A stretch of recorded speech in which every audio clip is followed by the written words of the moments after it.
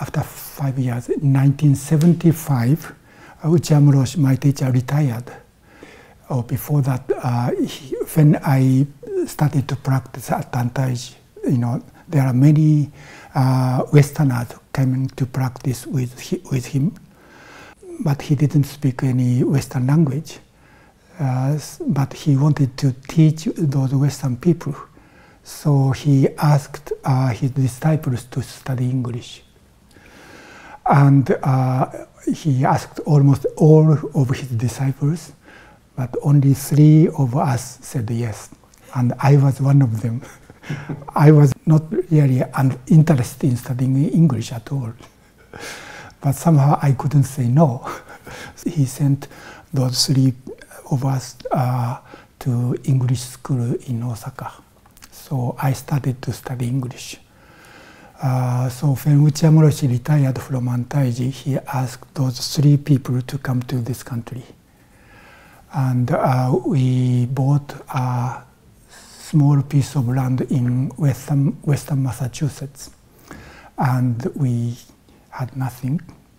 We just cut the trees and built a small house, and we started to practice there. When I went there, none of us had even a driver's license.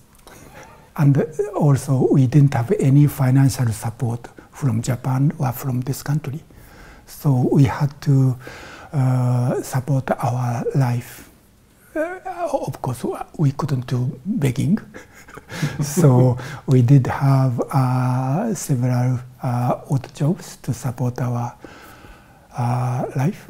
3 Japanese monks lived in the woods in the western Massachusetts, and we cut the trees and dig stumps and made green vegetable gardens and supported our life by doing odd jobs like picking blueberries or working for a potato farm for harvesting, or there was a tofu factory there.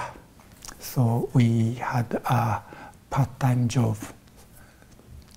We only worked few times days a week. We lived in a very poor life. I think our income, all 3 of us, was about $500 a month.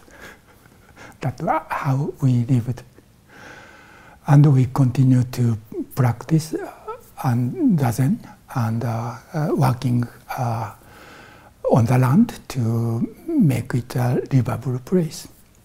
I spent life in that way until I became 30.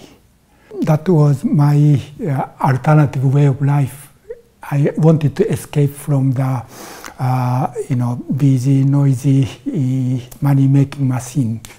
To me, Japanese society was one huge money-making machine, and school was a factory to produce the parts of that machine. And I escaped. And so I was really happy to live at Antaiji and live in Massachusetts in that way. So I lived in that way for about 10 years.